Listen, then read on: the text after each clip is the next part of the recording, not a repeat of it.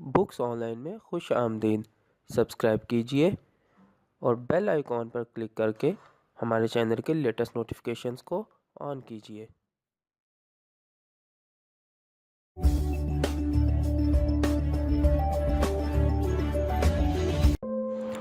अऊज़ु बिल्लाहि मिनश शैतानिर रजीम। बिस्मिल्लाहिर रहमानिर रहीम। आज हम कुदरतुल्लाह शहाब की किताब माँ जी के 24वें हिस्से के साथ हाजिर हैं। आज हम इस किताब के जिस चैप्टर का आगाज़ करेंगे उसका नाम है दो रंगा। इस वक्त हम इस किताब का सफ़ा नंबर 184 पर मौजूद हैं। आइए शुरू करते हैं। नाम ज़मीर, पेशा इंजीनियरी, लेकिन उर्फ़न इसे दो रंगा कहते थे। इस नाम से इसको चिढ़ थी, लेकिन ये इसके बस का रोग ना था। इसके मुंह पर बरस के बड़े बड़े धब्बे थे, गालों पर, माथे पर, होंठों पर, कानों के पास, थोड़ी के नीचे, गर्दन के इर्द गिर्द, आँखों के पपोटों पर, हर जगह सफ़ेदी के बड़े बड़े चौड़े चौड़े दाग थे, जिनके दरमियान जा बजा असली जिल्द के काले काले निशान बेतरतीबी से बिखरे हुए थे, जैसे समुंदर के झाग पर कोयलों के ज़र्रे तैर रहे हों। कुछ लोग इसे धूप छाँव कहते थे, लेकिन यह नाम इसके दफ्तर के क्लर्कों और चपरासियों तक ही महदूद था, क्योंकि वो उसके मिजाज में धूप की तेज़ी और दिसंबर की कपकपा देने वाली छाँव से काफ़ी वाकिफ़ थे। दो रंगी जिल्द, दो रंगा मिजाज, किस्मत भी इसकी ज़िंदगी के हर पहलू दोगला बनाने में मदद दे रही थी। चनाचे जब वो लंदन से इंजीनियरिंग का इम्तिहान पास करके लौटा तो अपने साथ एक सफ़ेद फार्म भूरे बालों वाली छोकरी भी लेता आया। हार्बरा ईस्ट एंड के एक छोटे से कहवा खाने में बर्तन धोने पर मुलाजिम थी। इस कहवा खाने में बर्तन धोने वालियों की तादाद बर्तनों से भी कुछ ज़्यादा थी, ताहम लोग वहाँ जोक दर जोक कहवा पीने जाते थे। कुछ मनचले हिंदुस्तानियों ने इस जगह का नाम कहवा खाना रख दिया था, लेकिन अंग्रेज़ी ज़बान की बेरिया सादगी में हाय हुज़ और हाय हती का इम्तियाज़ मुमकिन नहीं है। इसलिए जो कहवा पीना चाहते थे वो कहवा पीते रहते, और जो कहवे की जगह कहवे के बर्तनों से दिलचस्पी लेते थे वो बर्तनों से दिलचस्पी लेते रहते। दो रंगा भी दिलचस्पियों का आदी था, लेकिन एक दिन यकायक इसके बर्तन लबालब भर के छलक उठे और बरस के सफ़ेद दागों की तरह हार्बर भी इसकी ज़िंदगी के साथ चिपक के लग गई। हादसात ही तो हैं। जब वो लाहौर के गवर्नमेंट कॉलेज में पढ़ा करता था, इसे अपनी स्याह जिल्द की यक रंगी और पुख्तगी पर एक अजीब किस्म की कमतरी का एहसास होता था। न्यू हॉस्टल में एक लतीफ़ा था कि दुनिया के मुकम्मल तरीन चांद ग्रेन का हिसाब लगाना हो तो कॉलेज के रजिस्टर से ज़मीर की तारीख़ पैदाइश निकाल के इसमें से 9 महीने के दिन तफरीक कर दो। मजाक ही मजाक में लड़के इसे अपने बिस्तर की सफ़ेद चादरों से उठा देते थे। पुख्ता रंग है भाई, पसीने का एक कतरा भी टपक गया तो दाग पड़ जाएगा। वो दिल ही दिल में अपनी क्लास की ज़ेबुन्निसा से मोहब्बत करता था। वो कहता था कि इसकी मोहब्बत की इंतहा ये है कि वो एक बार ज़ेबुन्निसा के अनाबी होंठों को चूम ले। वो सादगी पसंद और कनात शौर आशिक था।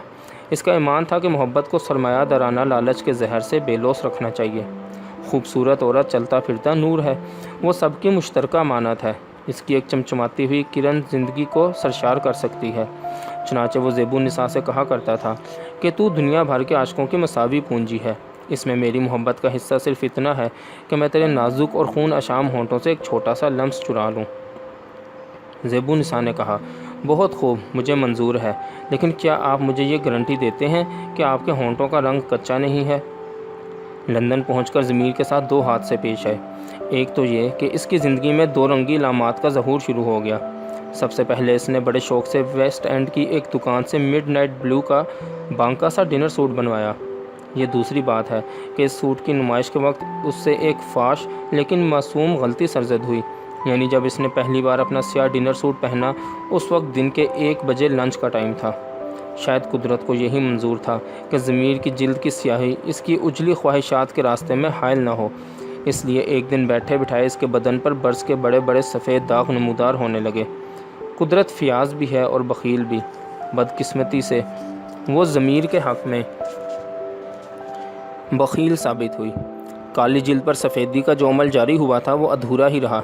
ज़मीर का ऊपर वाला होंठ अपनी असली हालत में था, लेकिन निचले होंठ पर दही की फुटकियाँ से बिखरी हुई नज़र आती थीं, जैसा वो बर्फ़ाई हुई नमकीन लस्सी का गिलास पीकर होंठों पर ज़बान फेरना भूल गया हो।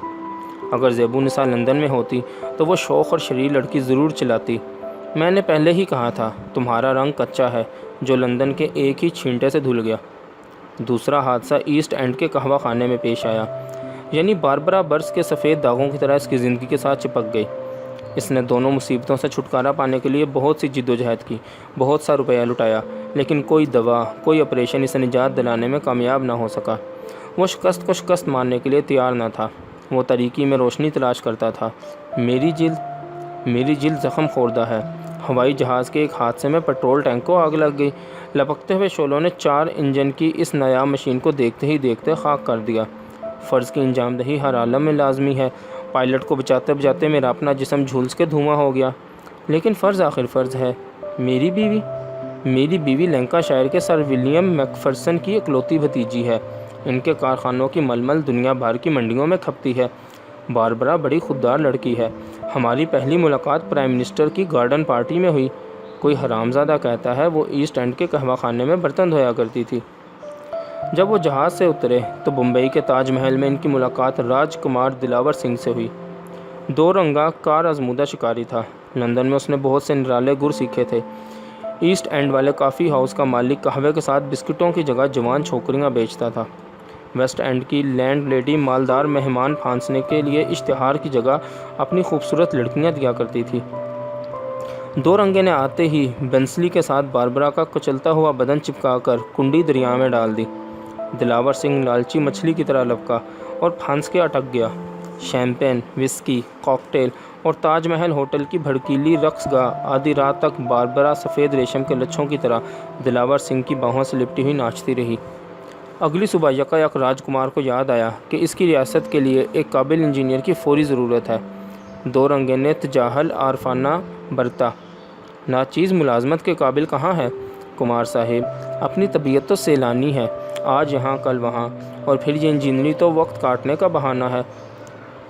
باربرا کے چچا سر ولیم میک فرسن کے کارخانوں میں راج کمار دلاور سنگھ نے لنکا شائر کے سر ولیم میک فرسن کے کارخانوں کی تفصیل بڑے انہماک سے سنی اور پھر سوز و گداز کے ساتھ اپنی زبوں حالی کا نقشہ پیش کیا۔ رایا کی غربت پر لمبی لمبی آہیں بھریں، تجارت اور صنعت کی پستی کا رونا رویا، اپنے پبلک ورکس ڈپارٹمنٹ کی نااہلیت پر لعنت بھیجی اور پھر ریاست کی ترقی کے امکانات پر بھی روشنی ڈالی۔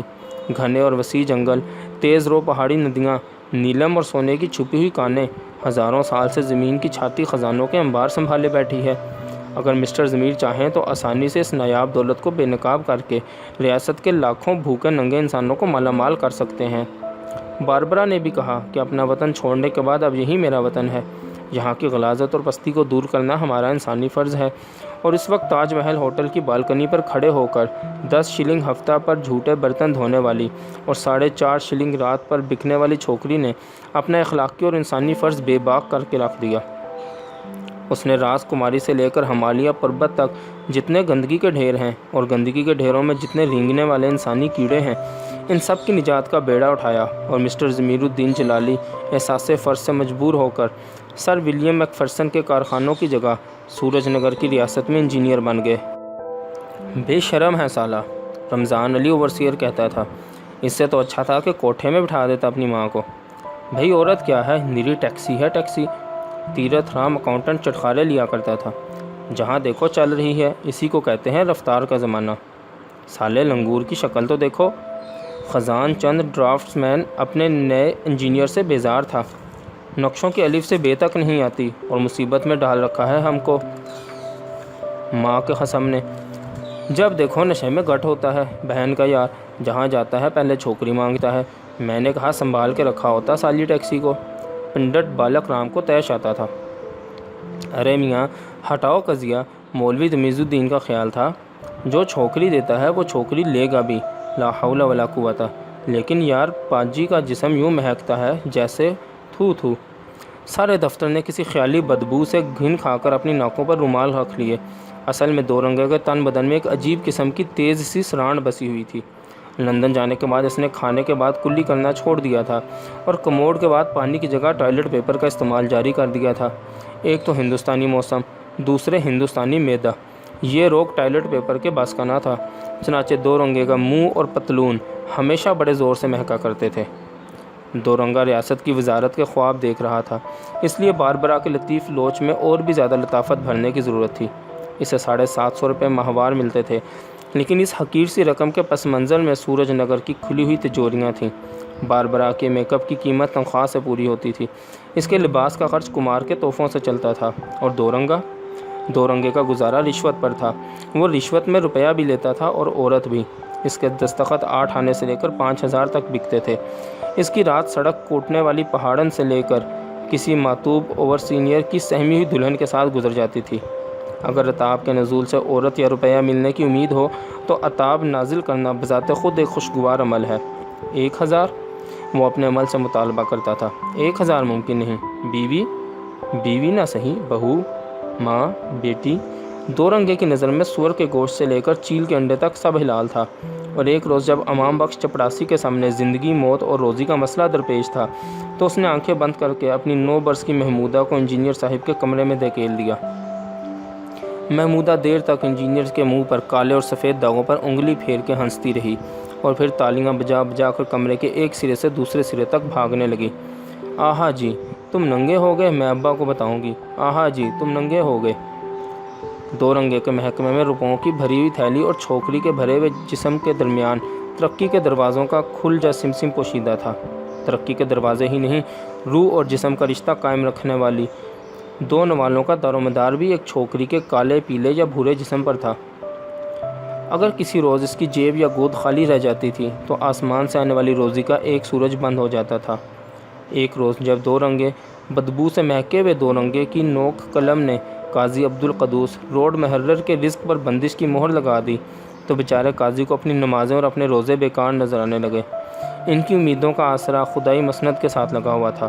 وہ سمجھتے تھے کہ ان کی دال روٹی فرشتوں کے دوش پر آسمان سے اترتی ہے، اور اب جو انہوں نے دیکھا کہ ایک بدصورت گھنونا دو رنگا انسان کے آب و دانے پر مطلق طور پر قادر ہے تو انہوں نے منہ پھاڑ کر اپنے خدا کو ایک فحش گالی دی۔ ایک روز دو رنگا باغیچے میں بیٹھا ہوا اونگ رہا تھا۔ یکایک کوٹھی کے صحن سے پہلے گالیاں اور پھر چیخیں سنائی دیں۔ وہ بھاگ کر اندر گیا۔ اس کا خانسامہ جمعہ خاں کچن کے پاس پڑا چیخ رہا تھا۔ اس کی چھاتی پر کوٹھی کا مہتر چیتے کی طرح سوار بیٹھا تھا۔ اس کے اکڑے ہوئے پنجے جمعہ خاں کی گردن کو نوچ رہے تھے۔ سالہ حرامی، ہماری مہریہ کو طاقتا ہے، خون پی لیں گے سالے حرامی کا۔ صحن کے کونے میں ایک کالی کلوٹی بھینگی سی عورت سہمی ہوئی کھڑی تھی۔ دو رنگا ہنسنے لگا کہ یہ الو کا پٹھا مہتر آخر کس نعمت کے لیے یوں اکڑ رہا ہے۔ چڑیل ایسی صورت ہے حرامزادی کی۔ اس نے بڑھ کر مہتر کی پیٹھ پر کس کے ایک لات جمائی۔ شاید ایسے ہی کچھ شدید جھٹکے ہوتے تھے جو کبھی کبھی دو رنگے کی چھاتی میں سوئے ہوئے ضمیر کو بیدار کر دیتے تھے۔ ایک لمحے کے لیے اسے اپنی باربرا یاد آئی۔ وہ شاید اس وقت کمار بہادر کے ڈریسنگ روم میں نیم برہنہ اپنا میک اپ کر رہی ہوگی۔ کمار لچکیلے دیوان پر لیٹا ہوا اسے ہر پہلو اور ہر زاویے سے جھانک رہا ہوگا۔ خیال ہی خیال میں ضمیر غصے سے بےتاب ہو کر کمار کی چھاتی پر چڑھ بیٹھا۔ اس نے اپنی تیز ناخنوں والی انگلیاں کمار کی پھولی ہوئی گردن میں گاڑ دیں۔ وہ زبان نکال کر جھکا کہ کمار کا گرم گرم خون چاٹ جائے، اور عین اس وقت کسی نے اس کی پیٹھ پر زور سے لات جما دی۔ یہ دو رنگا تھا۔ دو رنگا زور زور سے ہنسنے لگا۔ Dam nonsense! اس نے جمعہ خاں کے سینے پر چڑھے ہوئے مہتر پر 2-4 لاتیں اور کس کس کے مار دیں۔ شکل تو دیکھو چڑیل کی جس کے لیے اکڑ رہا ہے سالہ۔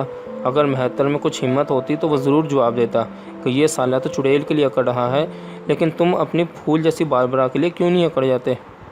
آخر ایک دن دو رنگا سچ مچ اکڑ گیا۔ باربرا کے لیے نہیں، اپنی ملازمت کے لیے۔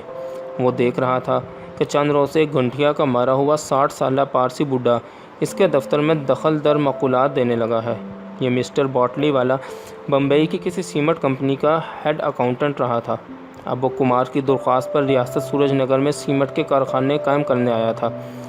ریاست میں لائم سٹون کی کوئی پہاڑی تو نہ تھی، لیکن مسٹر باٹلی والا کے ساتھ اس کی جوان بیٹی ضرور تھی۔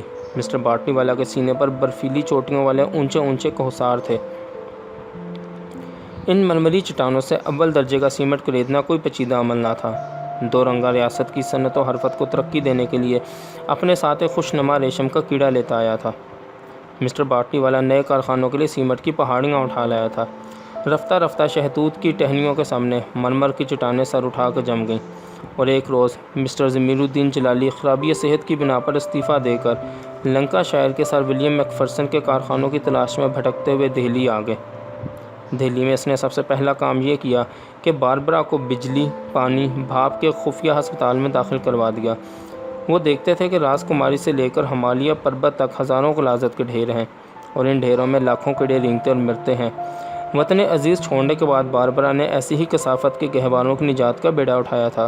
کیا فطرت کی مہربان طاقتیں بجلی، پانی، بھاپ کے اثر سے اس کا ہاتھ نہ بٹائیں گی؟ اب ہم اس کتاب کے چیپٹر جل ترنگ کا آغاز کریں گے۔ صبح سے اس کے 2 بار نکسیر پھوٹ چکی تھی۔ خالد کو یوں محسوس ہوتا تھا جیسے اس کے نتھروں میں گرم گرم ریت ڈال کر اندر سے جھلس دیا گیا ہو۔ سانس کی ہوا بھڑکتی ہوئی لالٹین کے دھوئیں کی طرح کثیف اور گھٹی ہوئی محسوس ہوتی تھی۔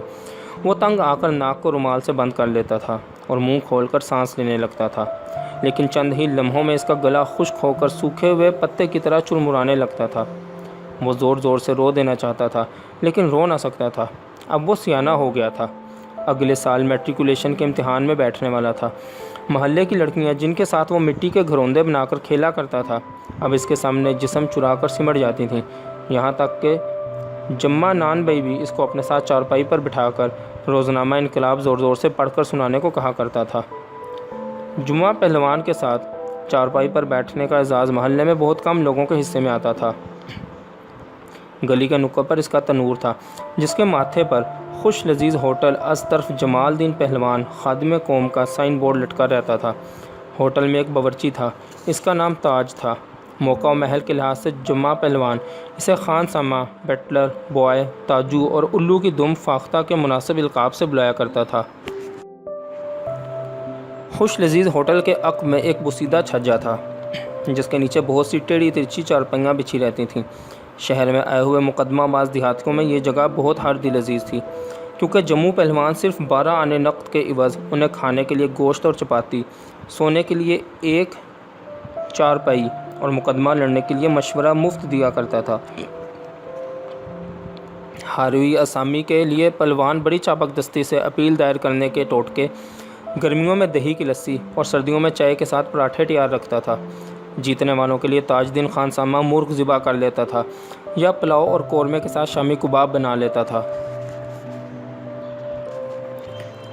یہ اور بات ہے کہ ایسے موقع پر خوش لذیذ ہوٹل کے نرخ ذرا بے لذت حد تک اونچے چڑھ جاتے تھے، لیکن اگر ڈوبتی ہوئی امیدوں کو تنکے کا سہارا مل رہا ہو اور بلیوں اچھلتے ہوئے دل کے سامنے عین موقع پر بھنا ہوا مرغ اور کرارے کرارے شامی کباب رکھ دیے جائیں تو وکیلوں، مختاروں، پیشکاروں اور کلرکوں کی ذات سے بچے ہوئے چند حقیر ٹکے یاروں کے یار جموں پہلوان کے ہوٹل میں خرچ کرنے میں بھلا کس کو اعتراض ہو سکتا تھا۔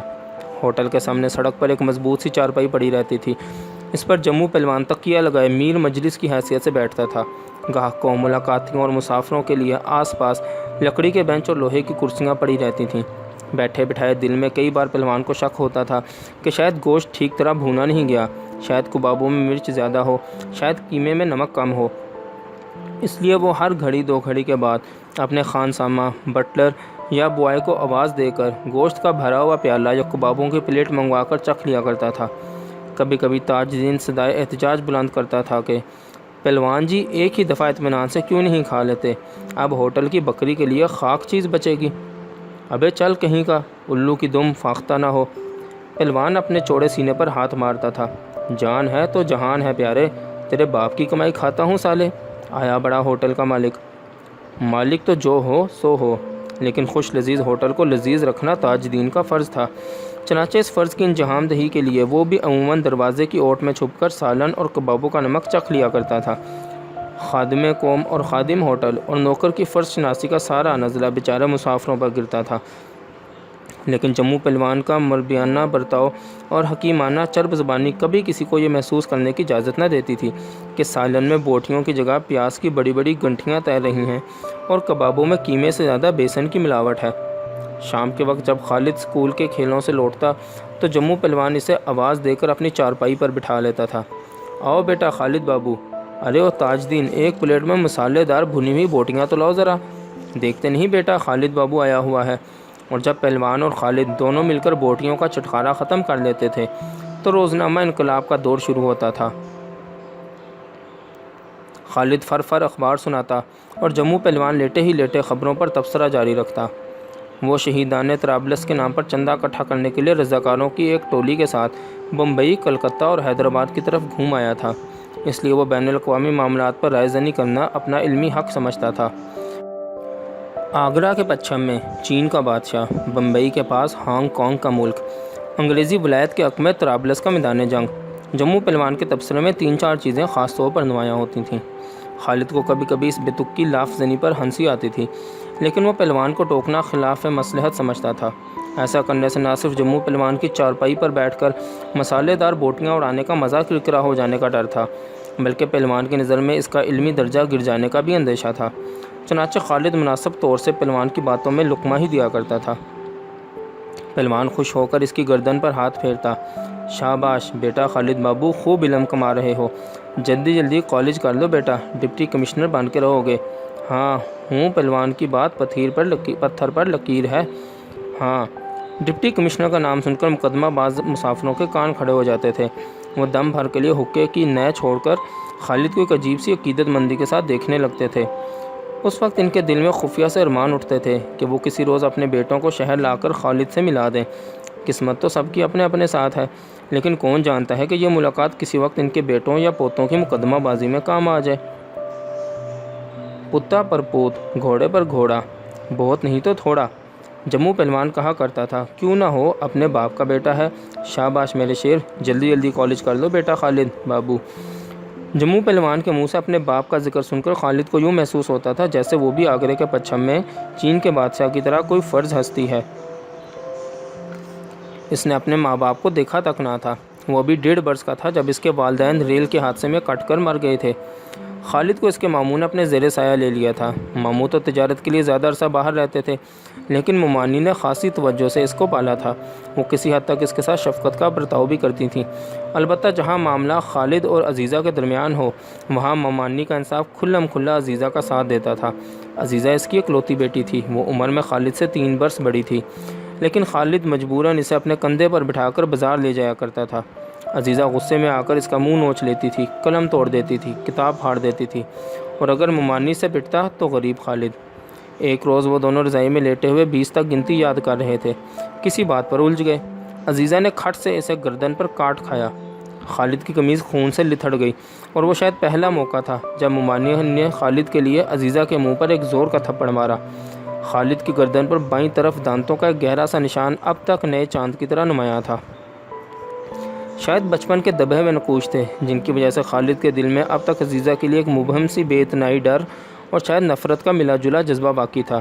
وہ عزیزہ کے ساتھ نہایت عمیق سرد مہری کا برتاؤ کرتا تھا، لیکن عزیزہ ایسی نہ تھی کہ وہ خالد کے آرام کا ہر ممکن خیال رکھنے لگی تھی۔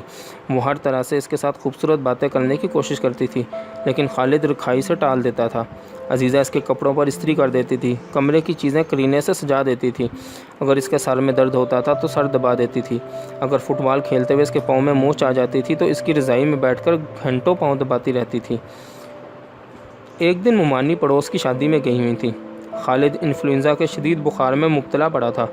اس کے انگ انگ میں درد کی ٹیسیں اٹھ رہی تھیں۔ عزیزہ نے اس کا سر دبایا، بازو دبائے، کمر دبائی، گھٹنے دبائے، لیکن خالد کراہتا رہا۔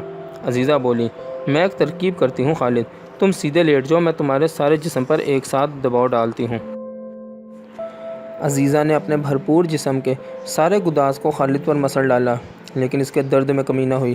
عزیزہ لاکھ کہتی رہی کہ ذرا ٹھہرو، ابھی ٹھیک ہو جاؤ گے، لیکن وہ جھنجھلا کر اٹھا اور کمبل اوڑھ کر دوسرے پلنگ پر جا لیٹا۔ اگلے سال وہ میٹرک کا امتحان دینے والا تھا۔ اسکول میں گرمیوں کی چھٹیاں ہو گئی تھیں۔ وہ صبح سویرے کتابیں لے کر کمپنی باغ چلا جاتا تھا اور دوپہر تک آم کے پیڑوں کی چھاؤں میں لیٹ کر پڑھتا رہتا تھا۔ اب کئی روز سے کمپنی باغ نہ جا سکا تھا، کیونکہ دوپہر کے وقت اسے نکسیر آ جاتی تھی۔ ممانی کا خیال تھا کہ گرمی کا غبار ہے، تھوڑا بہت نکل جائے تو اچھا ہے، تاہم احتیاط کے لیے اس نے خالد کو گاجر کی کلونجی بنا دی تھی، اور صبح شام تازہ مکھن میں کالی مرچ اور کدو کے مغز ملا کر اسے چٹا دیتی تھی۔ لیکن آج صبح سے اس کی 2 بار نکسیر پھوٹ چکی تھی۔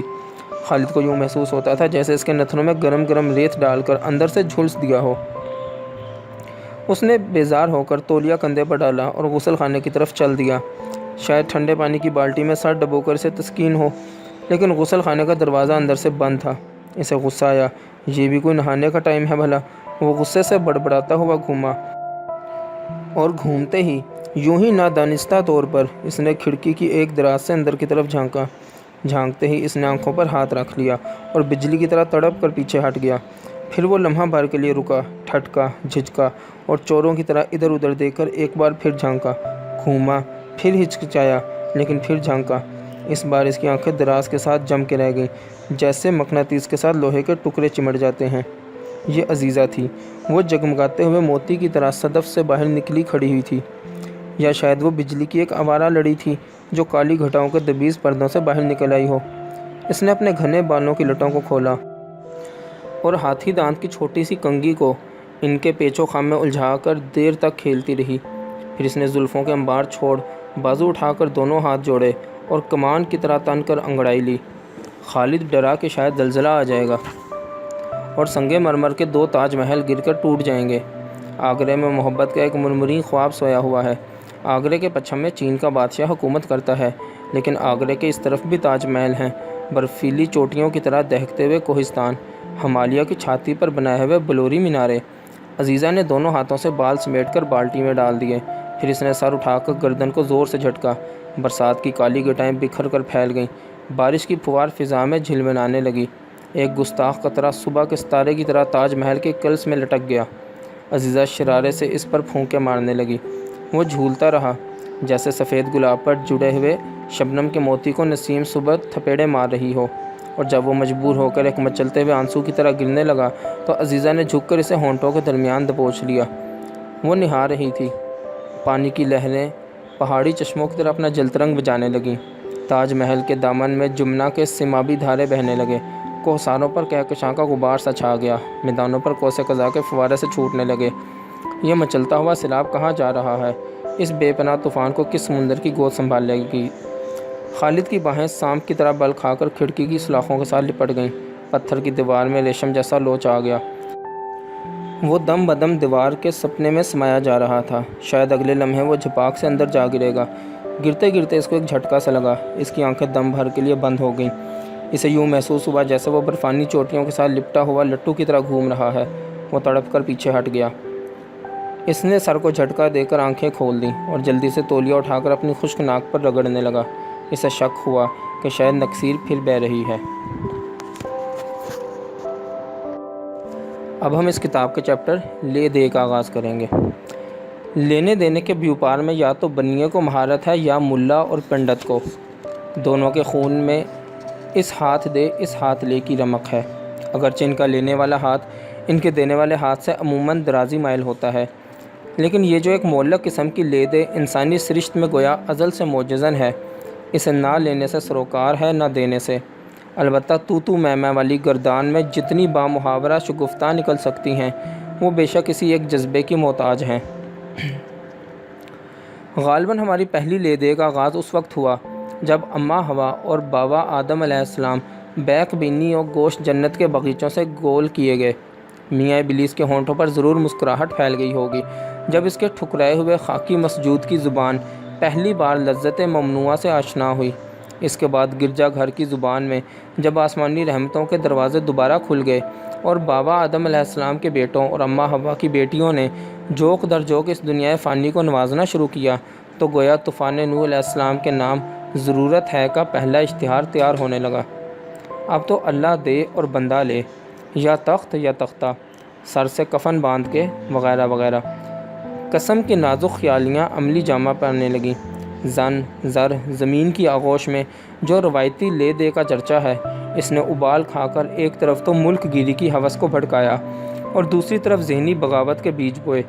پہلی صورت میں اسکندر اعظم اور ہٹلر کی جماعت کے بزرگ پیدا ہوئے، دوسری صورت میں خبر آج کل کے افسانہ نویس ہی صحیح، لیکن یہ طے ہے کہ روزمرہ کی عامیانہ زندگی میں لے دے کی نشوونما میں جو ترقی ہوئی، اس کے عملی پہلو کا صحرا بلا شرکت غیرت دکاندار کے سر ہے، خواہ وہ اناج کی منڈی میں ہو یا کوٹھوں کے بازار میں، اور اس کے علمی پہلو کی ترتیب میں بی بھٹیارن کا جو ہاتھ ہے، اسے تسلیم نہ کرنا بے انصافی ہوگی۔ دروغ برگردن راوی۔ حکایت ہے کہ سرائے میں مسافروں کی بانٹ چھانٹ میں جب کبھی ہمسایہ بھٹیارنوں میں ذرا شدید قسم کا تبادلہ خیالات ہونے لگتا تھا تو انہوں نے تو میں کی فرسودہ ترکیبوں سے اکتا کر ایک تازہ سلیقہ شنام یہ ایجاد کیا کہ میرا مسافر تیرے مسافر کو، طویلے کی بلا بندر کے سر۔ لیکن کھلی ڈھیلی گالی گلوچ کے مقابلے میں یہ بلا واسطہ طرز بیان زیادہ مقبول ہوا۔ چنانچہ اب بنفس نفیس لڑنے کی بجائے نواب صاحب بٹیر اور شاعر حضرات شعر لڑانے لگے۔ خدا جنت نصیب کرے، جن دنوں مشاعروں کی دھوم دھام تھی، ادب کا معیار اپنے جوبن پر تھا۔ نو عروس کی طرح سج دھج کی محفل جمی ہوئی ہے، متانت، سنجیدگی، وقار کا غلبہ ہے۔ لوگ ہماتن گوش دو زانوں بیٹھتے ہیں، چہروں پر سکوت ہے، لیکن آنکھوں میں صبر شکن بے تابیاں تڑپ رہی ہیں کہ نکلو تو میدان میں، ہم بھی دیکھیں کتنے پانی میں ہو۔ بارے شمع کو گردش کرتی ہوئی ایک تراتم سا اٹھا اور کسی نے گرج کے مطلع داغا۔ اب کیا تھا؟ مصرے سے مصرع ٹکرانے لگا، ردیف سے ردیف الجھی، قافیے سے قافیہ بڑھا، مضمون لڑنے لگا، اور پلک جھپکنے میں گویا پانی پت کا تاریخی میدان سمٹ کر اس ننھی سی مجلس میں امڑ آیا۔ نظروں کے تیر تان تان چھوڑے گئے، پلکوں کی شمشیر نے برق کی طرح کوند کر داد شجاعت دی۔ کالی زلفیں زہرناک ناگنی بن کر لہرائیں، گھنگریالے بال زنجیریں بن کر پھیلے۔ کچھ بیچارے قید ہوئے، کوئی بسمل ہوا، کسی نے آہ کی، کوئی واہ واہ کا نعرہ لگا کر تڑپنے لگا، اور جب مؤذن نے اللہ اکبر کی بانگ دی تو شمع گل ہوئی۔ سب نے اٹھ کر دامن جھاڑے اور خرامہ خرامہ حاصل مشاعرہ گنگناتے ہوئے اپنی راہ لگے۔ لیکن سب بات ایک تغیر کو ہے زمانے میں، رفتہ رفتہ ہوا کا رخ بدلنے لگا۔ بزرگوں کو شکایت ہے کہ جوں جوں شاعری کا جوہر کمیاب ہوتا گیا، شاعروں کی تعداد بڑھنے لگی۔ مشاعروں کی جگہ قوالوں کا رنگ جما، میرزا سودا کے غنچہ اور قلمداں کی جگہ رسالوں نے سنبھال لی، اور غالب و ذوق کی تیکھی تیکھی نوک جھونک نے تنقیدی مقالوں کا بحروپ لیا۔ تنقید کو ذرا ثقیل قسم کی لے دے ہی سمجھیے، لیکن جب وہ پھٹے ہوئے لفافوں یا کھلی چٹھیوں کی صورت میں تقسیم ہونے لگے تو یوں نظر آتا ہے جیسے وہ صیغہ تذکیر و تانیث کی روح سے لے دے کا اسم مخنث ہو۔ مثلاً دو شاعر دست و گریباں ہو گئے، ایک نے ہانک لگائی، ہوں ذرا اپنا الف مقصورہ تو دیکھو، کمر ہے کہ ٹیڑھی، سینہ پچکا ہوا جیسے دمے کا مریض کھانس رہا ہو۔ دوسرے صاحب بھنبھنائے، آخا مینڈگی کو بھی زکام ہوا، ذرا اپنی ہائے ہاتھی کا پیٹ تو سنبھالو، جیسے اپھارے کا مارا ہوا بنیاد ڈکارے لے رہا ہو۔ تیسرے صاحب نے اس مارکہ آرائی کو دیکھا تو ان کی رگ تنقید بھی پھڑکی، اور وہ اللہ کا نام لے کر دھم سے دونوں کے درمیان کود پڑے۔ اجی صاحب، کہاں کا الف مقصورہ اور کہاں کی ہائے ہاتھی، ذرا اس خاکسار کا کاف تو ملاحظہ فرمائیے، واللہ کس بلا کا سڈول ہے، اور نقطوں کی گولائی، خدا کی قسم قشقے ہیں قشقے۔ اس بحثہ بحثی میں الف بے جیم کا آپریشن ہوتے ہوتے وہ تو بیچارے لد گئے، لیکن اب تینوں طرف سے ہونے لگا کہ میرا شعر تیرے شعر کو، میری نظم تیری نظم کو۔ بات میں سے بات نکلتی ہے، لیکن فی زمانہ اس ادبی دھینگا مشتی کا سب سے بڑا اکھاڑا وہ ادب ہے جسے سہون یا اتفاقاً ترقی پسند کہا جاتا ہے۔ تخیل اور بیان کی اس نئی روش نے زندگی کے تاریک اور گمنام پہلوؤں کو اجاگر کیا اور مستقبل کے لیے نئی نئی شاہراہوں کا نشان دکھایا۔ اس رہنمائی میں ماضی کے جمود اور حال کے اضطراب میں ایک بے پناہ ٹکر لازم تھی، چنانچہ نئے ادب کے دوش بدوش نئے ادیب پر بھی بے اختیار کیچڑ اچھلا۔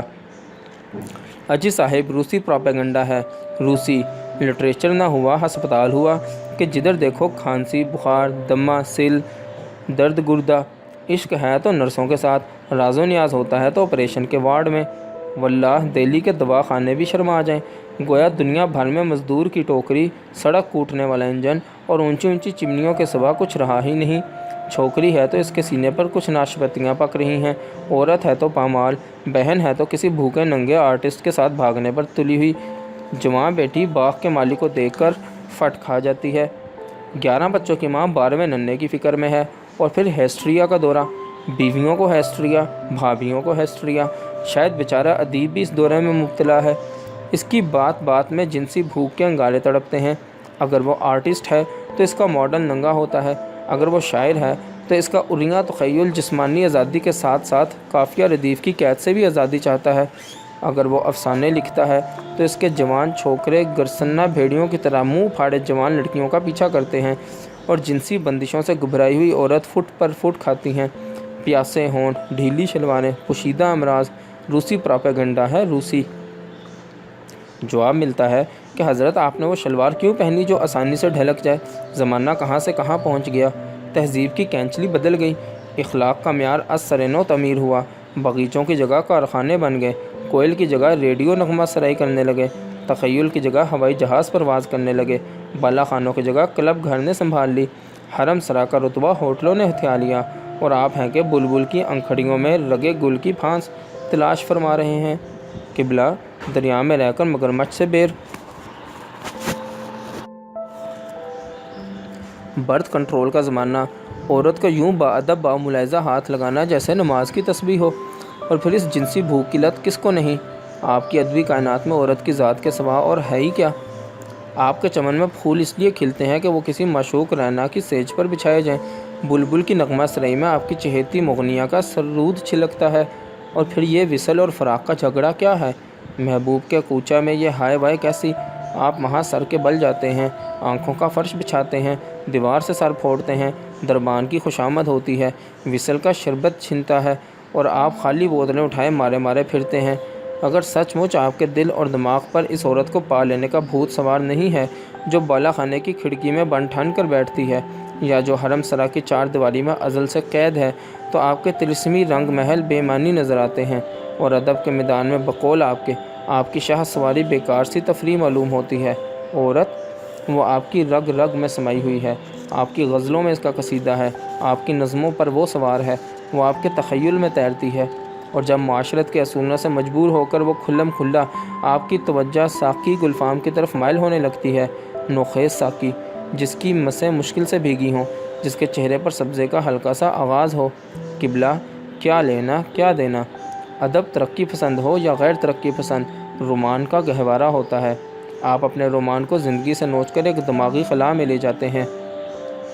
نئے ادیب کا رومان گلیوں کے نکر پر ہوتا ہے، مزدوروں کی بارکوں میں، پہاڑی چشموں کے پاس، میونسپل کمیٹی کے نل پر، ریل کے ڈبے میں، گھر کی چار دیواری کے اندر، کیونکہ اس کے آگے اور پیچھے زندگی کی انتھک مشین چلتی رہتی ہے، بنائی ہوئی، بگاڑتی ہوئی، کچلتی ہوئی۔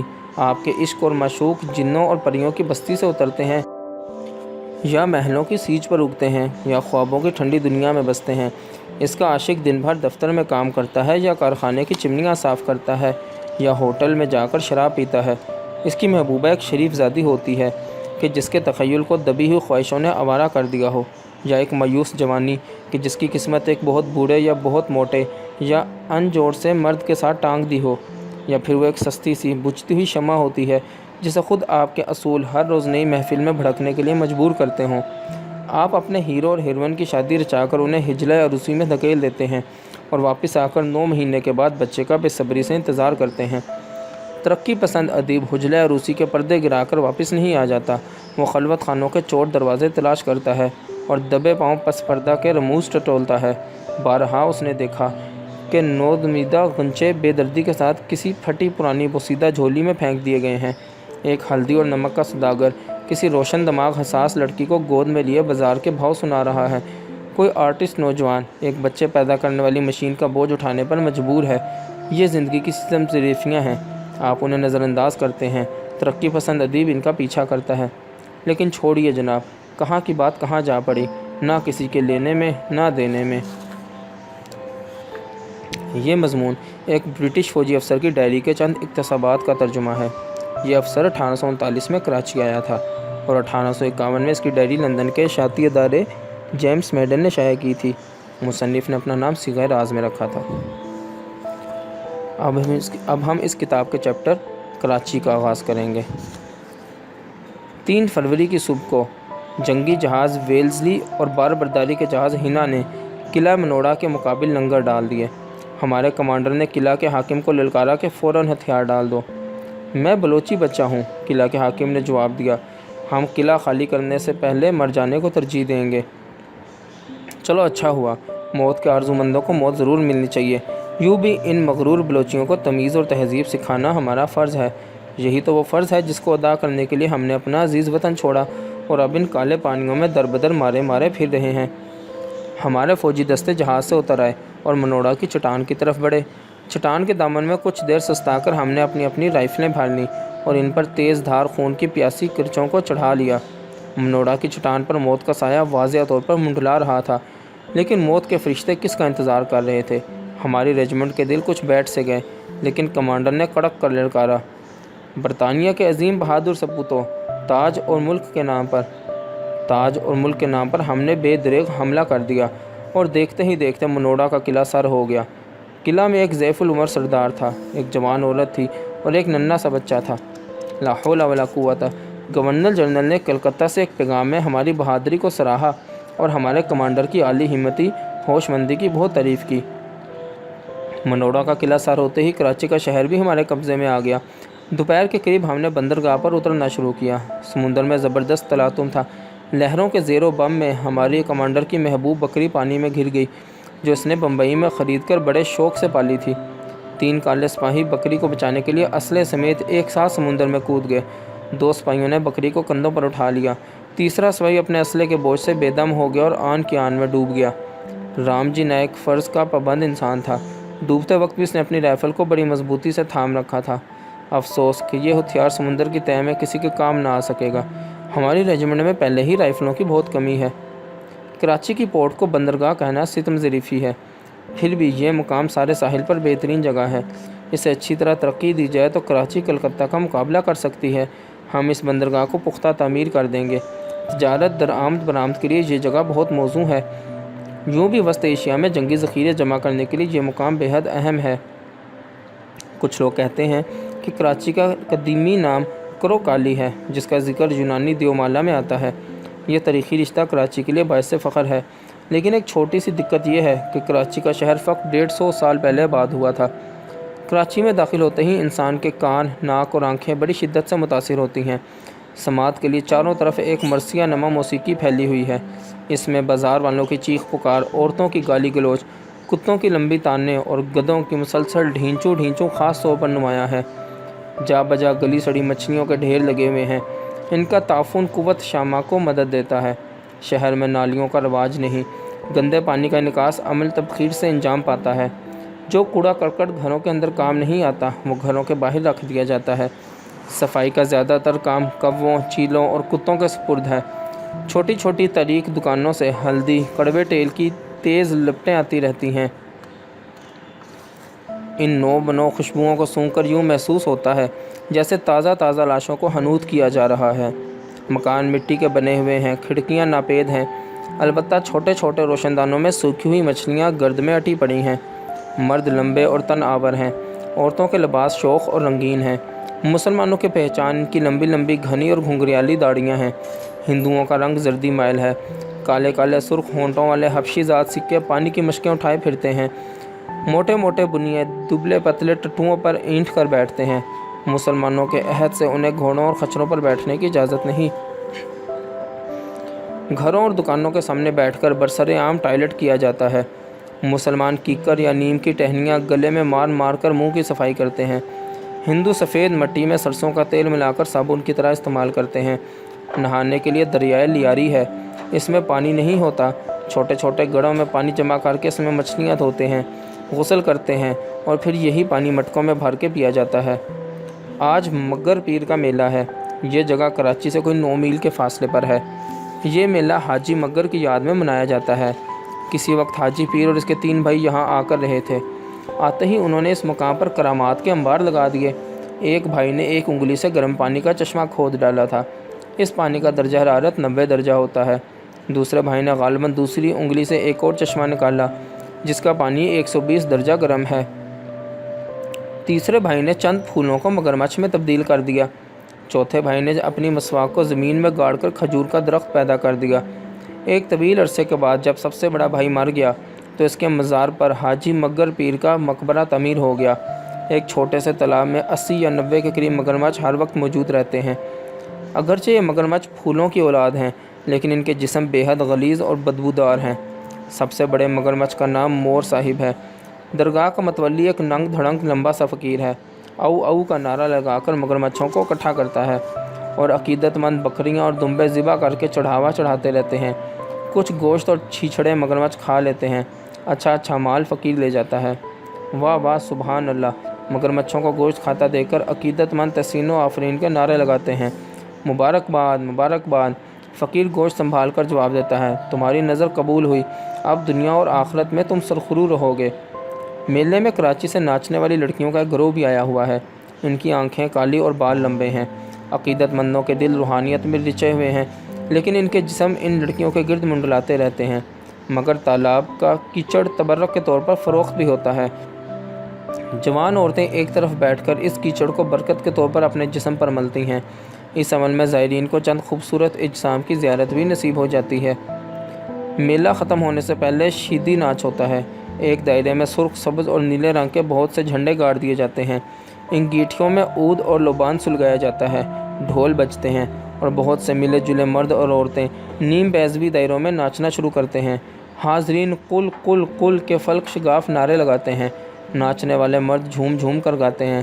عورتیں مست ہو کر اپنی کمر لچکاتی ہیں، کولہے مٹکاتی ہیں اور والہانہ طور پر باہیں پھیلا کر کبھی گرتی ہیں، کبھی بیٹھتی ہیں اور کبھی گھٹنے ٹیک کر زمین کے ساتھ سر مارتی ہیں۔ ان کے چمکیلے اور آبنوسی بدن پر پسینے کے قطرے عجب بہار دیتے ہیں۔ دن بھر کی گرمی، گرد اور غبار کے بعد کراچی کی رات بڑی سہانی ہوتی ہے۔ صاف شفاف آسمان پر تارے ٹمٹماتے ہیں۔ چاروں طرف صحرا کی پر اسرار خاموشی چھائی ہوئی ہے۔ فضا میں سمندر کی ہلکی ہلکی سی نمی رچی ہوئی ہے۔ کراچی کے پیچھے صرف 150 سال کا غریبانہ ورثہ ہے، لیکن اس کے سامنے مستقبل کی لامحدود صدیاں ہیں۔ شاید ایک وقت ایسا بھی آئے جب اس کی بندرگاہ پکی بن جائے اور تاج کے نام پر آنے والے فوجیوں کی بکریاں سمندر میں نہ گرنے پائیں۔ شاید یہاں کی سڑکیں پکی بن جائیں اور ان پر کہیں کہیں سایہ دار درخت بھی لگا دیے جائیں۔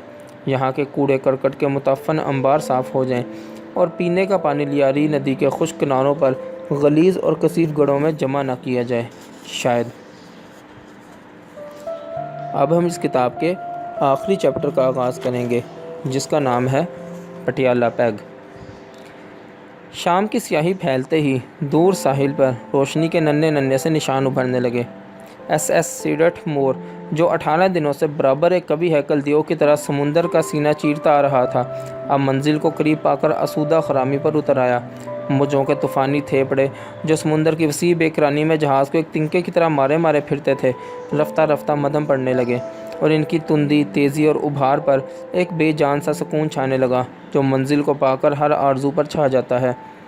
وہ روشنی جو سب سے نمایاں ہے شاید مالابار ہل پر ہوگی۔ نہیں، مالابار ہل پر اتنی تیز روشنی کہاں سے آئی؟ یہ تو تاج محل ہوٹل ہے۔ ہاں ممکن ہے، لیکن شاید یہ میجسٹک ہو۔ نان سینس، یہ گورنمنٹ ہاؤس کا بلب ہے۔ کیا عجب کہ یہ کانگریس بھون ہو، یا محمد علی جناح ہال ہو، یا کمیونسٹ پارٹی کا دفتر، اور وہ نورانی لکیر جو دائیں طرف کہکشاں کی طرح کھینچی چلی گئی ہے، ضرور میرین ڈرائیو پر کمکموں کی جگمگاہٹ ہے۔ رات کے اندھیرے میں وہ یوں نظر آتی ہے جیسے سلما کے کالے اور گھنے بالوں کی مانگ میں افشاں بھری ہوئی ہو، جیسے پاربتی بائی تلے دار کالی ساڑی پہنے چھما ستاروں کا ہجوم نورانی لہروں کی طرح جھلملا رہا ہو، جیسے ہلڈا بیدنگ کا سچوم پہنے بیچ پر لپٹی ہوئی ہو اور اپنے مرمری شانوں اور سینے کو کمان کی مانند تان کر کوسے قزا سے انگڑائی لے رہی ہو۔ ڈیک پر مسافروں کا ہجوم گردنیں اٹھا اٹھا کر، آنکھیں پھاڑ پھاڑ کر ساحل کے ابھرتے ہوئے نشانوں کا عید کے چاند کی طرح انتظار کر رہا تھا۔ کچھ دوربینیں لگائے کھڑے تھے، کچھ دل کی آنکھیں وا کیے ہوئے تھے اور بڑھتی ہوئی طریقے میں روشنی کا ہر نشان اور ساحل کی جانب زندگی کا ہر آثار ان کے رگو پے میں برقی جھٹکوں کی طرح اثر انداز ہوتا تھا۔ پورٹس ماؤتھ سے لنگر اٹھانے کے بعد 18 دن سے برابر یہ 1250 کالے گورے پیلے بھورے مرد، عورتیں اور بچے ایک خوشحال قبیلے کی طرح ایک ساتھ رہ رہے تھے۔ ڈائننگ روم میں وہ اکٹھے کھانے پر بیٹھتے تھے۔ بار روم میں سیاست، فلسفہ، ادب، جنسیات پر دلچسپ مباحثے ہوتے تھے۔ کبھی سوئمنگ پول میں تیرنے کے مقابلے، کبھی ڈیک ٹینس کے میچ، فینسی ڈریس بال، بچوں کی دوڑیں، برج، فلیش، کنسرٹ اور کبھی کبھی کیبنوں کے آس پاس یا ڈیکوں کے خاموش کونوں میں یا چمنیوں کی اوٹ میں درز دیدہ رومانوں کے مختصر لمحات۔ اتنے مختلف لوگوں کو اتنے دن ایک دوسرے سے اس قدر قریب رہنے کا موقع بہت کم نصیب ہوا تھا، اور اس احساس میں بھی ایک عجیب جنگانگت کا جذبہ تھا کہ اگر وہ ڈوبیں گے تو بھی ایک ساتھ اور منزل تک پہنچیں گے تو بھی ایک ساتھ۔ اگرچہ ایس ایس سیڈٹھ مور میں ڈوبنے کا امکان پیدا ہی نہیں ہوتا تھا، لیکن سفر میں دلچسپی اور ایڈونچر چاشنی بھرنے کے لیے بہت سی عورتیں اور بہت سے مرد دل ہی دل میں اس خطرناک امکان کو زندہ رکھنے پر مصر تھے، اور لائن بیلٹ کی پریکٹس کے ساتھ ساتھ انہوں نے یہ منصوبے بھی گانٹ رکھے تھے کہ اگر کسی سنگلاخ چٹان سے ٹکرا کر جہاز پاش پاش ہو جائے تو وہ کس کس کی کمر میں ہاتھ ڈال کر ڈوبنا پسند کریں گے۔ جیسے جیسے بمبئی کی منزل قریب آتی گئی، سمندر کی بے پناہ لہروں کے طوفان دھیمے پڑتے گئے۔ اس کے ساتھ ساتھ مسافروں کی برادری میں بھی کہیں کہیں انانیت، کہیں انفرادیت، کہیں رنگ، کہیں نسل، کہیں مذہب کے امتیازات سر اٹھانے لگے۔ جان میک فرسن جو طویل رخصت سے واپس آنے کے بعد صوبہ بہار میں بھاگلپور کی کمشنری کا چارج لینے والا تھا، اب کچھ دنوں سے باقیوں سے الگ تھلگ رہنے لگا تھا، اور صرف اب اس بار اس نے بار میں سیاسی مباحثوں، سوئمنگ پول اور ڈکنگ اور فینسی بال میں پوسٹ مین بننے کے مشاغل ترک کر دیے تھے، اور کھلے کالر کا قمیض اور خاکی نکر چھوڑ کر اب باقاعدہ سوٹ پہننا شروع کر دیا تھا۔ مسز جیکسن نے کیبن بوائے کو پلیز اور بٹلر کو تھینک یو کہنا بند کر دیا، کیونکہ اب اس کی مملکت قریب آ رہی تھی، جس میں اس کا خاوند پورے ضلع کا حاکم اعلیٰ تھا۔ اس ضلع کی آبادی ناروے کی آبادی کے برابر اور رقبہ ڈنمارک کے ملک سے زیادہ تھا۔ یہ اعداد و شمار مسز جیکسن کی نوک زبان تھے، اور وہ انہیں برمنگھم اور لنکا شہر کے کارخانوں میں کام کرنے والے چچیوں، خالاؤں اور بہنوں کو سنا سنا کر حیران و پریشان کر دیا کرتی تھی۔ کل شام سے سردار جسونت سنگھ بھی نہ باہر آیا تھا، نہ فلیش میں، اور نہ ہی اس نے ڈنر کے بعد ماہیہ کے دردناک دوہے گا گا کر ہندوستانی میموں کو رلانے اور گوری میموں کو ہنسانے کی کوشش کی تھی۔ یگانگت اور انسانیت کا خول جو سمندر کی وسعتوں نے جہاز کے مسافروں پر چڑھا دیا تھا، اب ان وسعتوں کو عبور کرنے کے بعد برف کے تودے کی طرح پگھلتا جا رہا تھا، اور جب سر شام دور ساحل پر روشنی کے نشان ابھرنے لگے تو ہر مسافر کا دائرہ انسانیت محدود ہو کر اجنبیت اور مغایرت کے اسی نقطے پر آ گیا جس پر وہ پورٹس ماؤتھ سے روانہ ہوئے تھے۔ بیچ سمندر کے راز سمندر ہی میں ڈوب گئے، اور ساحل کی آنکھ کبھی ان سے آشنا نہ ہو سکے گی۔ ڈیک پر ایک نفسا نفسی کا عالم تھا۔ ہر شخص کی خواہش تھی کہ ساحل پر جو نئی روشنی جھلملائے اس پر سب سے پہلے اسی کی نظر پڑے، اور ہر روشنی کے ساتھ دلوں میں تصورات کی ایک نئی دنیا آباد ہو جاتی تھی۔ کسی کو اس میں مالابار ہل نظر آتا تھا، کسی کو تاج محل ہوٹل یا مجسٹک یا گورنمنٹ ہاؤس یا کانگریس بھون یا محمد علی جناح ہال یا کمیونسٹ پارٹی کا دفتر یا نجمہ کی مانگ میں افشاں یا دل افروز بائی کے سینے پر جھلملاتے ہوئے سلمے ستارے یا ہیلڈا کے جسم کے کہکشانی عکوس۔ جان میک فرسن سوچ رہا تھا کہ اگر بھاگلپور کی کمشنری کا ناظر اور ہیڈ اردلی اس کی پیشوائی کے لیے بمبئی نہ پہنچے ہوتے تو ICS کی 22 سالہ ملازمت میں یہ اس کے دل پر تیسرا چرکا ہوگا۔ پہلا چرکا اس کے درینہ خادم افضل کے ہاتھوں لگا تھا۔ افضل کوئی 16 برس سے اس کا بیرا تھا۔ جس طرح جان میک فرسن کو ICS کی ملازمت میں ایک بے تاج قسم کی بادشاہی کا چسکا پڑ گیا تھا، اسی طرح افضل کو بھی سفید آقاؤں کی خدمت کی چاٹ تھی۔ یہ شوق اسے سینہ بسینہ اپنے دادا سے وراثت میں ملا تھا، اور کمپنی بہادر کے زمانے سے اس خاندان کے کسی فرد نے انگریزوں کے سوا کسی ہندوستانی گھرانے میں خدمت گزاری کی ذلت برداشت نہیں کی تھی۔ اسی وجہ سے افضل کے ضمیر میں ایک ایسی دوغلی سرشت کی آمیزش تھی جو اسے بیروں اور خانسماؤں کی عام برادری سے کچھ درجہ ممتاز اور ہندوستانی عیسائیوں کے نچلے طبقے کے ساتھ کسی حد تک ہمدوش کرتی تھی۔ چنانچہ وہ لباس میں قمیض پتلون اور نیلے کمر بند والی سفید اچکن کا نہایت شدت سے پابند تھا، اور زبان میں چرچ مشنری سوسائٹی کے پادریوں ایسی انگریزی نما اردو استعمال کرتا تھا۔ یہ سلیقہ اس نے ابتدا میں محض فیشن کے طور پر اختیار کیا تھا، لیکن امتداد زمانے نے اسے اس کی فطرت کا ایک جزو بنا دیا، یہاں تک جو اس کے آقا جان میک فرسن کی اردو منجتی اور سنورتی گئی، افضل کی زبان اپنے مرکز سے پھسل کر عجیب و غریب تراکیب، بندشوں اور اسالیب کی دلدل میں پھنستی گئی۔ یوں تو جان میک فرسن ہر چوتھے پانچویں سال باقاعدگی سے طویل رخصت پر انگلستان جایا کرتا تھا، لیکن اس بار جب وہ روانہ ہونے لگا تو بہت کچھ ہچکچاہٹ اور تشویش کے بعد افضل نے ڈرتے ڈرتے اس سے پوچھا، صاحب اگر آپ غصہ نہیں کھاتا تو ہم کچھ بولنا مانگتا۔ ہاں افضل، تم بولنے سکتا، مگر یاد رکھو ہم بلائت سے تم کے واسطے اوور کوٹ نہیں لانا سکتا، ادھر یہ جنس بابوت قیمتی اور بہت مہنگا ملتا۔ اوور کوٹ کا بات نہیں صاحب، ہم سمجھتا ہے کہ جنگ ختم ہو گیا ہے، لیکن ابھی تک بلائت میں شاید سگریٹ لائٹر آسانی سے ملنے نہیں مانگتا، ورنہ ہم تمہارا یہ پرانا خواہش پورا کرتا تھا۔ پرواہ نہیں صاحب، ہم اپنا ڈیمانڈ نہیں بولنا مانگتا۔ جان میک فرسن نے کن آنکھیوں سے افضل کی طرف دیکھا۔ ہر بار ولایت جاتے وقت افضل اسے اپنی فرمائشوں کی فہرست دیا کرتا تھا، جس میں مختلف انواع کی چیزیں شامل ہوتی تھیں: wrist watch, cigarette case, overcoat, پرانے suit, fountain pen, safety razor, اور ایک بار اس نے دبے لفظوں میں یہ خواہش بھی کی تھی کہ اگر ولایت میں 30 اور 40 سال کی عمر والی کوئی میم صاحب خالی ہو تو افضل برضا و رغبت اسے قبول کرنے کے لیے تیار ہوگا، کیونکہ صاحب آپ جانتا ہے کہ ہمارا کلچر اس کنٹری کے نیٹو لوگ سے بہت ہائی کرتا ہے۔ نیٹو عورت سے ہمارا گزر ہونا نہیں مانگتا، وہ ہمارا لینگویج نہیں سمجھتا، کانٹا چھری نہیں جانتا، کموڈ نہیں کرتا، ہم ان کے ساتھ سکھ ہوتا، صاحب ہم ان کے ساتھ مر جائے گا۔ اس فرمائش پر جان میکفرسن نے اسے ذرا سختی سے ڈانٹ دیا تھا اور بڑی بے رحمی سے اس پر انکشاف کیا تھا کہ ولایت کی میم صاحب افضل جیسے جاہل، غیر مہذب اور کمینے انسان پر لمبے سے لمبا پائپ لگا کر تھوکنا بھی پسند نہیں کرے گی۔ آج افضل کی گفتگو سے اسے شک ہوا کہ کہیں اس کی اب پرانی خواہش تو عود کر نہیں آئی۔ چنانچہ حفظ مات قدم کے طور پر جان میکفرسن کی پیشانی پر تیوریوں کی بہت سی جھریاں نمودار ہو گئیں۔ افضل اپنے آقا کی رگ رگ کو خوب پہچانتا تھا، اس لیے وہ اس کے دل میں سر اٹھانے والے شبہات کو بھانپ گیا۔ نہیں صاحب، فکر نہیں، وہ بات بھی نہیں ہے۔ کون بات؟ میم صاحب والی بات۔ صاحب ہم اپنا پوزیشن خوب جانتا ہے صاحب، ہم وہ خیال ڈسمس کر دیا۔ جان میکفرسن کے ماتھے کی جھریاں مدھم پڑ گئیں اور اس نے رومال نکال کر اس میں بڑے زور سے ناک صاف کی۔ صاحب ہم یہ معلوم کرنا مانگتا کہ کیا اب صاحب اس کنٹری میں واپس آئے گا؟ جان میکفرسن کے تن بدن میں ایک زبردست جھٹکا لگا، جیسے اس نے اچانک برقی رو کو چھو لیا ہو۔ اس نے رومال نکال کر اس میں اور بھی زور سے دوبارہ ناک صاف کی۔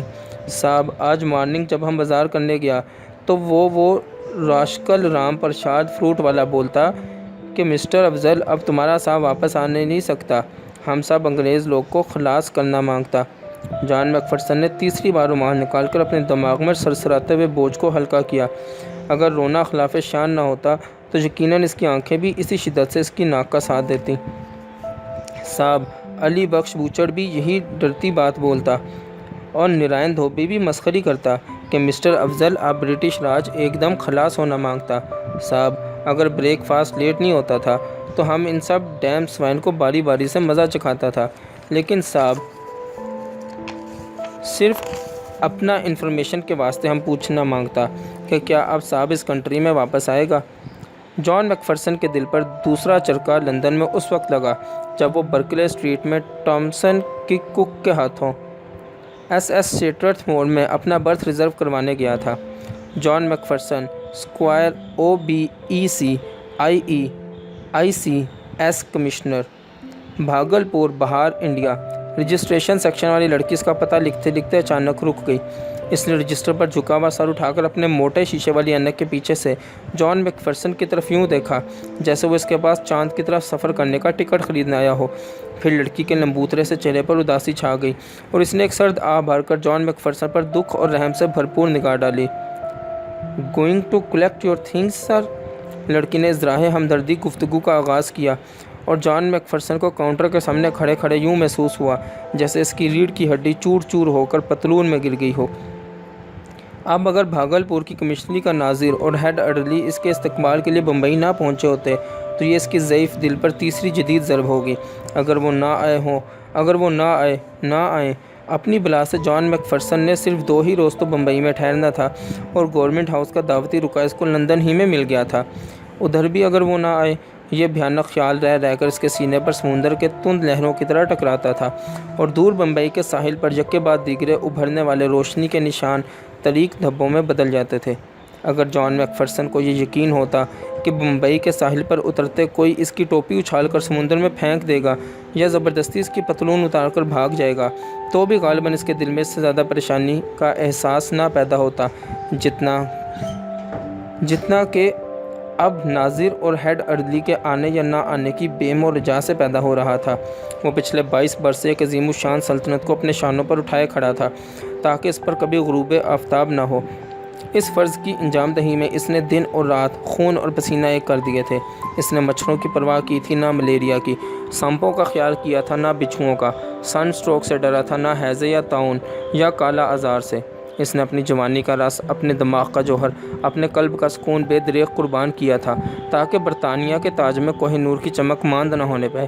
لیکن اب جب کہ اس کے آرام کے دن قریب آ رہے تھے، قدم قدم پر اسے ایک نیا دھکا لگ رہا تھا، بات بات پر اس کے دل پر نئے نشتر چلتے تھے۔ اب اس کی آنکھوں میں وہ پرانا نور باقی نہ تھا جس سے وہ تاج کی دھندلاتی ہوئی تابانی کو جلا بخش سکتا، نہ ہی اب اس کے کندھوں میں وہ سکت تھی جس کے سہارے وہ اپنی سلطنت کو کبھی غروب ہونے والے آفتاب کے رخ پر سہارا دیے رکھتا۔ جان میکفرسن کے سینے میں یہ خلش یوں جوش مار رہی تھی جیسے سوڈا واتر کی بوتل کا دھانا بھگ سے پھٹ گیا ہو۔ اس کی کن پٹیوں میں خون کی گردش ابلنے لگی، گلے میں مچھلی کے کانٹے پھنس گئے اور آنکھوں پر دوربین لگا لی۔ ہیلو جان، کہو یار، آج جاتی بہار کی بازی لگے گی؟ سردار جسونت سنگھ نے پیچھے سے آ کر اس کے کندھے پر تھپکی دی اور دوسرے ہاتھ سے تاش کی گڈی کو عین اس کی ناک کے نیچے زور سے پھڑپھڑایا۔ جان میک فرسن کو یہ حرکت بہت ناگوار گزری۔ یکایک اس کی آنکھوں میں اترے ہوئے آنسو خشک ہو گئے، اس کی خمیدہ گردن میں تناؤ آ گیا۔ سردار جسونت سنگھ کو کوئی جواب دیے بغیر اس نے منہ دوسری طرف پھیر لیا اور غصے سے وہاں سے چلایا۔ لمحہ بھر کے لیے سردار جسونت سنگھ دم بخود کھڑے کا کھڑا رہ گیا، پھر اس نے جلدی جلدی ادھر ادھر دیکھ کر جائزہ لیا کہ کسی اور نے تو اس کی یہ گت منتے نہیں دیکھ لی۔ سامنے کچھ دور مسز جیکسن کھڑی مسکرا رہی تھی، ایک زہریلی کاٹنے والی مسکراہٹ جس میں نفرت، حقارت اور طنز کے نشتر سانپوں کے ڈنکوں کی طرح لہرا رہے تھے۔ جب سردار جسونت سنگھ کی آنکھیں اس سے چار ہوئیں تو مسز جیکسن نے بڑے وقار، بڑے غرور سے اپنے سر کو کئی بار جنبش دی کہ ہاں، ذرا اپنی اوقات تو پہچانو، تم حد سے زیادہ بڑھ گئے تھے، تمہارے ساتھ ایسا ہی ہونا چاہیے تھا۔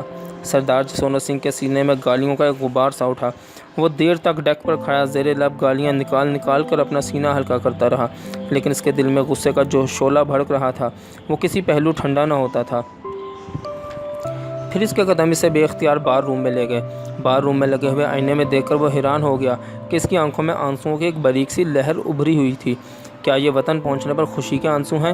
لیکن اس کے دل کا چور پکا کر اسے جھنجھوڑ رہا تھا کہ سردار جسونت سنگھ، تم اپنے آپ کو دھوکہ نہیں دے سکتے، یہ خوشی کے آنسو نہیں بلکہ دراصل تم رو رہے ہو کیونکہ جان میک فرسن نے تمہارے منہ پر تھوک دیا ہے اور مسز جیکسن تمہاری درگت پر جی کھول کے مسکرا رہی تھی۔ بوائے، ایک پیگ وسکی، اس نے گلا پھاڑ کر پکارا۔ لندن پیگ صاحب یا پٹیالہ پیگ؟ بارمین نے حسب معمول دریافت کیا۔ سردار جسونت سنگھ نے خود اسے مختلف پیگوں کے پیمانے سکھائے تھے۔ لندن پیگ سب سے چھوٹا تھا، فرینچ پیگ اس سے زیادہ، امریکن پیگ اس سے بھی زیادہ اور پٹیالہ پیگ سب سے بڑا، کوئی نصف گلاس کے قریب۔ سردار جسونت سنگھ اپنے دل کی دکھتی ہوئی گہرائیوں میں کھویا ہوا تھا۔ اس نے بارمین کی بات نہ سنی۔ لندن پیگ صاحب یا پٹیالہ پیگ؟ بارمین نے دوبارہ پوچھا۔ لندن پیگ کی ماں کو! سردار جسونت سنگھ نے چونکر ایک بھدی سی گالی دی۔ 2-3 پٹیالہ پیگ پی کر اس کا دل کچھ ہلکا سا ہو گیا اور اسے یوں محسوس ہونے لگا کہ جو گالی اس نے لندن پیگ کی ماں کو دی تھی وہ اصل میں جان میک فرسن، مسز جیکسن بلکہ جزیرہ انگلستان کی ساری ماؤں کو یکساں طور پر لگتی تھی۔ اس خوشگوار احساس سے اس کے قلب اور دماغ پر کچھ آسودگی، کچھ سکون، کچھ سرور چھا گیا اور وہ بار میں بیٹھا جھوم جھوم کر لندن پیگ کی ماں، بہن اور بیٹی کو نئی نئی اچھوتی گالیوں سے نوازتا رہا اور پٹیالہ پیگ پر پٹیالہ پیگ پیتا رہا۔ آدھی رات کے قریب جب رابرٹ لانگ، جو نیو یارک پوسٹ کے نامہ نگار خصوصی کی حیثیت سے ہندوستان آ رہا تھا، اپنی روزانہ ڈائری لکھنے بیٹھا تو اس نے یہ قلم بند کیا: جہاز بمبئی کے ساحل کے عین سامنے لنگر انداز ہے۔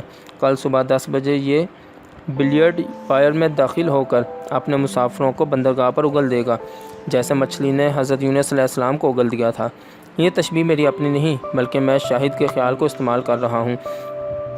جب کبھی وہ جہاز کی زندگی سے اکتا جاتا ہے تو کہا کرتا ہے کہ رابرٹ پڑھو کہ اے خدا، تیرے سوا اور کوئی نہیں، تیری ذات پاک ہے، بے شک میں بہت ہی بڑا گناہ گار ہوں۔ شاہد کہتا ہے کہ جب حضرت یونس علیہ السلام نے مچھلی کے پیٹ میں یہ دعا مانگی تھی تو اس نے انہیں ساحل پر اگل دیا تھا۔ شاید اس دعا کی مدد سے ہمیں بھی اس مگرمچھ جیسے جہاز سے جلد نجات مل جائے۔ رات کے اندھیرے میں بمبئی میں بجلی کے قمقموں اور میرین ڈرائیو پر چلتی ہوئی موٹر کاروں کی روشنیوں کے سوا اور کچھ نظر نہیں آتا تھا۔ اس وقت اس شہر میں کوئی خصوصیت دکھائی نہیں دیتی۔ یہ امریکہ یا یورپ یا انگلستان کا کوئی بھی شہر ہو سکتا ہے۔ اس وقت اسے دیکھ کر کوئی اندازہ نہیں لگا سکتا کہ یہ شہر یوگیوں، مہاراجوں، گاندھی اور جناح کی سرزمین پر واقع ہے۔ آج رات میں نے ایک عجیب واقعہ دیکھا۔ ڈنر کے بعد جب میں سب سے اوپر والے ڈیک پر حسب معمول چہل قدمی کے لیے گیا تو ایک کونے سے سسکیوں کی لگاتار آواز آ رہی تھی۔ مجھے حیرانی ہوئی کیونکہ عموماً اس وقت اس ڈیک پر میرے سوا اور کوئی نہیں ہوا کرتا۔ میں نے دیکھا کہ جان میک فرسن ڈیک کے جنگلے پر جھکا ہوا بے اختیار بلک بلک کر رو رہا ہے۔ کچھ عرصے کے بعد مسز جیکسن شاید اس کی تلاش میں اوپر آئی تو وہ بھی اس کے ساتھ مل کر رونے لگی۔ سردار جسونت سنگھ ساری شام بار میں بیٹھا ہوا شراب پیتا، گالیاں بکتا، گاتا اور ڈھارے مار مار کر روتا رہا۔ سارا دن شاہد مجھے نظر نہیں آیا۔ رات کو ڈنر پر بھی وہ موجود نہیں تھا۔ میرے دریافت کرنے پر کیبن بوائے نے بتایا کہ وہ بھی اپنے برتھ پر منہ ڈھانپے پڑا رہا ہے۔ شاید وہ بھی رو رہا ہو۔ حیرت! شاید یہ اس پراسرار ملک کی خاصیت ہے۔ نامعلوم اس کی فضا میں کتنی المناک صدیاں کپ کپا رہی ہیں۔ میں اپنے دل پر بھی ایک عجیب سا بوجھ محسوس کر رہا ہوں۔ اس کی کوئی خاص وجہ بھی نہیں، لیکن ہر لمحہ یہ بوجھ بڑھتا ہی جاتا ہے۔ شاید 2-4 خاموش آنسو بہانے سے یہ مبہم سی خلش مٹ جائے، لیکن میں ابھی اس ماحول کا شکار نہیں ہوا۔